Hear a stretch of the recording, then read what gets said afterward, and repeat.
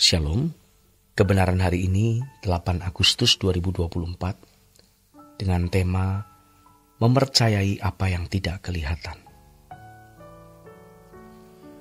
Bapak Ibu Saudara yang dikasihi oleh Tuhan, kita harus sungguh-sungguh melatih, memperhatikan apa yang tidak kelihatan.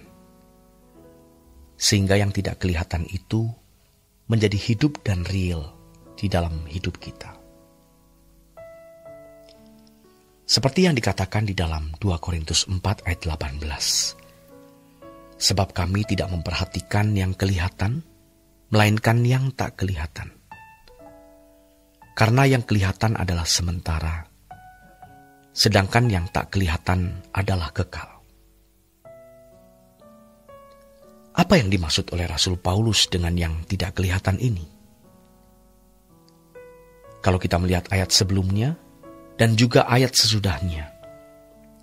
Konteksnya adalah mengenai kemuliaan kekal yang melebihi segala-galanya, yang akan diperoleh oleh orang percaya yang setia. Atau dengan kalimat lain yaitu mengenai harta surgawi, yang sama dengan warisan kekal. Kita adalah anak-anak Allah yang diberi kesempatan mengumpulkan harta di surga. Dan kita adalah anak-anak Allah yang akan dimuliakan bersama-sama dengan Tuhan Yesus Kristus. Tentu tidak semua orang Kristen akan menerima hal ini. Warisan kekal dimuliakan bersama dengan Tuhan Yesus. Kemuliaan kekal yang melebihi segala-galanya. Orang-orang yang manusia batiniahnya dibarui dari sehari ke sehari, merekalah yang akan memperoleh kemuliaan kekal.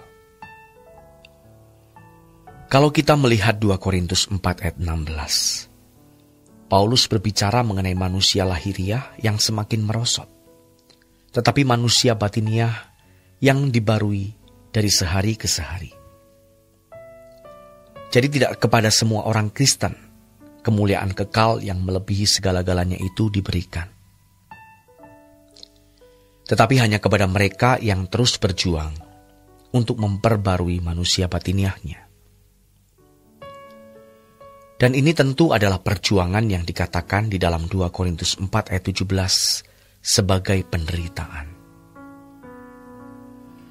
Tentu ketika Paulus menulis surat ini, ia ada di dalam penderitaan dan aniaya karena melakukan pekerjaan Allah, yaitu menjadi pemberita Injil.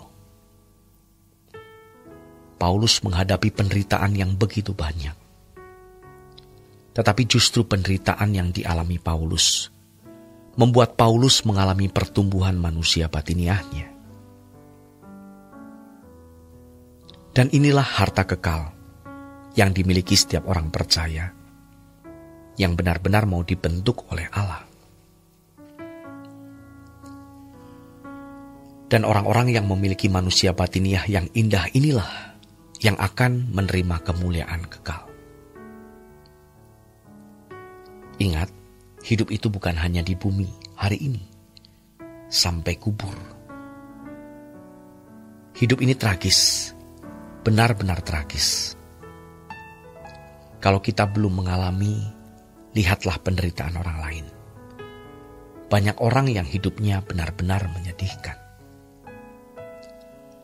Selain tragis, hidup ini juga singkat. Dan kita tidak tahu kapan berakhir hidup kita masing-masing. Oleh karenanya, kita harus memandang ke depan, kehidupan yang akan datang. Itu adalah realitas, bukan impian, bukan fantasi, bohong-bohongan, atau omong kosong.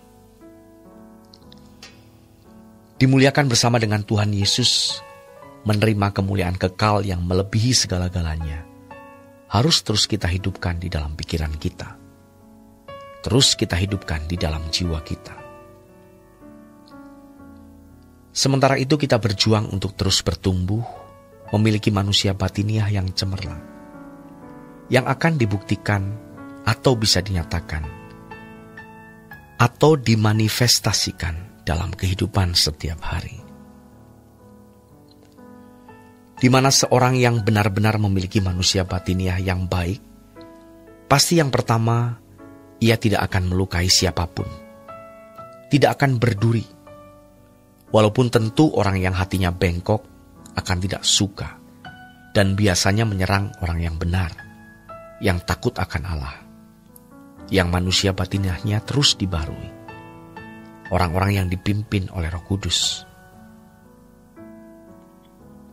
Anak-anak Allah yang baik pasti mendapat serangan dari orang-orang yang dikuasai roh jahat.